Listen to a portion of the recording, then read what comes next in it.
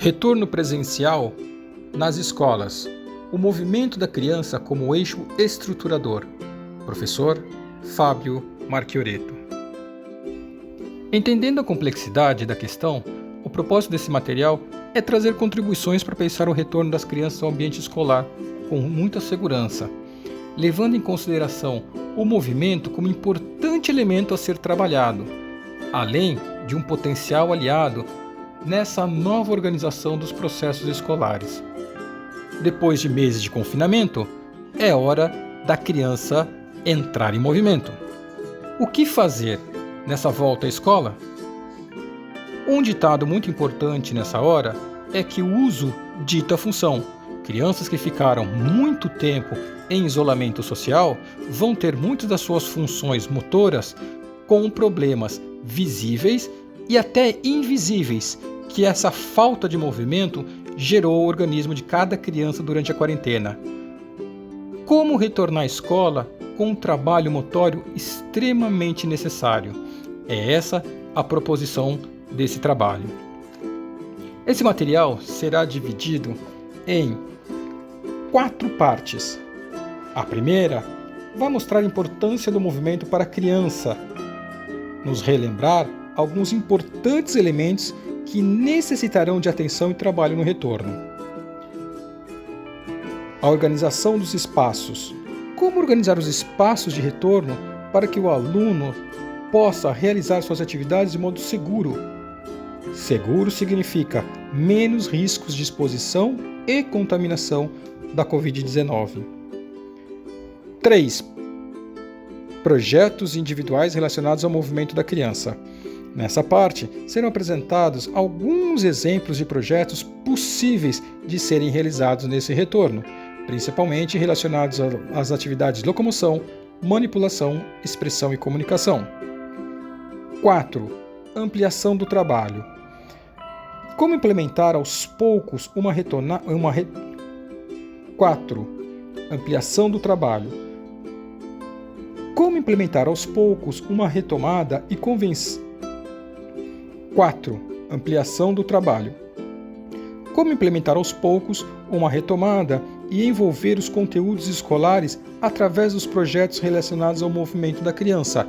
Essa é a ideia de se ampliar de um eixo estruturador que inicia-se com o movimento da criança e faz relação com as outras áreas de conhecimento, através dos pontos de contato, ou seja, conhecimentos relacionados ao fazer da criança, do movimento da criança, em direção às outras áreas do conhecimento. 1. A importância do movimento para a criança. Estrutura e potencialidades. Vamos recordar de alguns problemas relacionados à falta de movimento que afetam a estrutura e o movimento do corpo humano. A criança pensa e aprende em movimento. As atividades como a corrida aumentam a sua oxigenação do cérebro e ajudam nos processos cognitivos e na regulação do comportamento, como sono, humor e ansiedade. Em pé, a sobrecarga da coluna é 8 vezes menor que a posição sentada. A criança sentada por horas tem o crescimento afetado. Ela precisa estar em movimento de locomoção na maior parte do seu dia.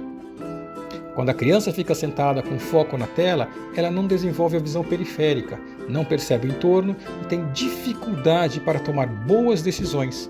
Portanto, fica mais suscetível a acidentes. Capacidades. Capacidades motórias também são afetadas. Equilíbrio, coordenação motória, resistência aeróbica, agilidade, tempo de reação, base para os nossos movimentos, deixam as crianças também suscetíveis a erros, acidentes e lentidão. O movimento constante aumenta a capacidade de equilíbrio, diminui os tropeços e tombos que causam acidentes. Esse é um dos elementos invisíveis que podem acontecer a essa falta de movimento relacionada ao isolamento social. As crianças começarem a tropeçar e ter mais acidentes e não ficar claro aos nossos olhos, olhos dos familiares. Mas isso é devido a um isolamento social, a uma falta de movimento que pode gerar esses problemas invisíveis e que afetam diretamente a vida da criança. A coordenação motória de 2 ou mais movimentos simultâneos ajuda a criança nos seus processos de desenvolvimento cognitivo, diminui seu tempo de tomada de decisão e suas decisões são mais eficientes. Com a limitação das brincadeiras que envolvem o correr, há uma diminuição da resistência aeróbica. A criança fica mais lenta e com menos disposição para a própria ação. Habilidades. A principal forma de locomoção da criança é o correr. Crianças entre 3 e 10 anos de idade se locomovem correndo. A pandemia tira um elemento constituinte e fundamental da vida da criança, que é a corrida. Dominar um amplo repertório de habilidades manuais é fundamental para a vida da criança, já que a maior parte das nossas ações envolve a manipulação.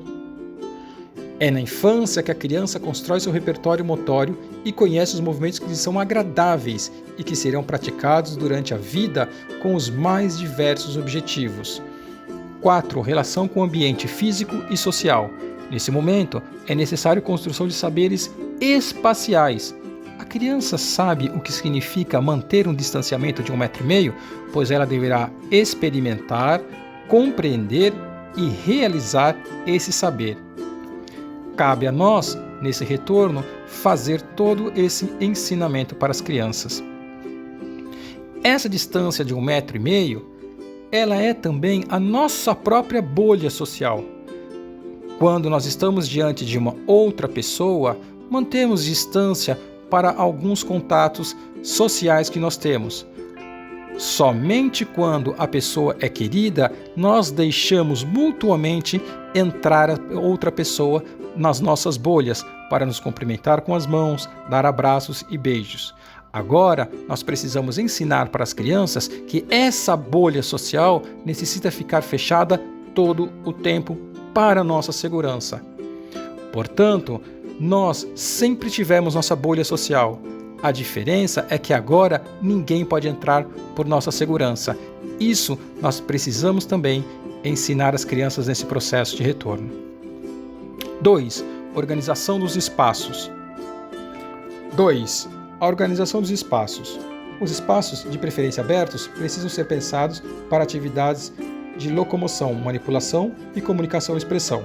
Para o caso específico das atividades de locomoção, esses espaços precisam ter um local para circulação e uma pista onde acontecerão as atividades de caminhada e corrida.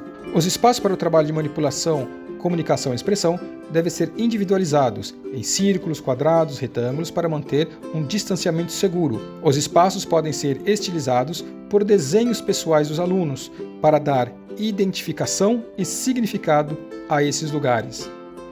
3. Projetos individuais relacionados ao movimento da criança.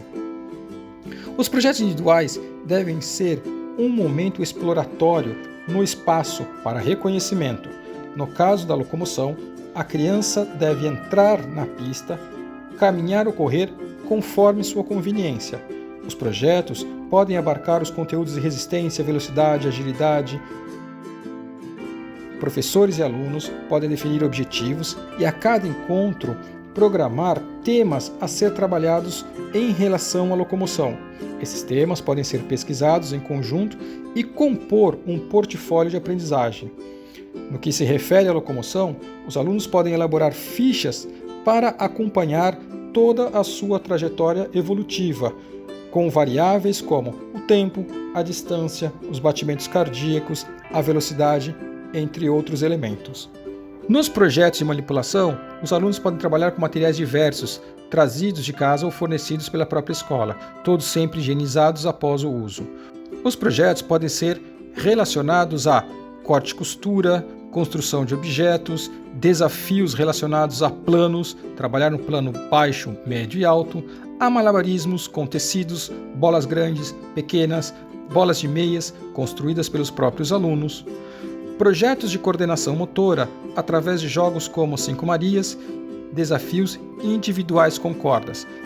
Cada um desses projetos devem ser estruturados junto com os alunos de maneira individual, compondo um mosaico coletivo. Projetos individuais de comunicação e expressão. A imitação, a criação e composição de coreografias, e a dramatização são os 3 elementos que podem compor inicialmente esse trabalho, todos eles com um projeto individual e socializado em coletivo, para que os alunos possam criar, junto com seus professores, uma apresentação final, compondo um mosaico de trabalhos individuais em direção ao coletivo. 4. Ampliação do trabalho. Ao longo da elaboração dos projetos individuais, os professores conhecedores da comunidade do currículo estudarão os pontos de contato, ou seja, farão a relação entre o que os alunos estão fazendo, aprendendo durante as atividades iniciais do retorno com as outras áreas do conhecimento, como matemática, linguagem, ciências naturais e humanas. De posse de um mapa dos pontos de contato, a escola pode pensar a organização da segunda etapa do retorno, os outros conhecimentos curriculares importantes para a aprendizagem dos alunos. Para saber mais, vocês podem entrar em contato comigo através do e-mail fmarchioreto@gmail.com. Espero ter contribuído para esse momento de retorno. Um grande abraço para vocês. Bom trabalho a todos os colegas professores de todos os lugares do nosso país.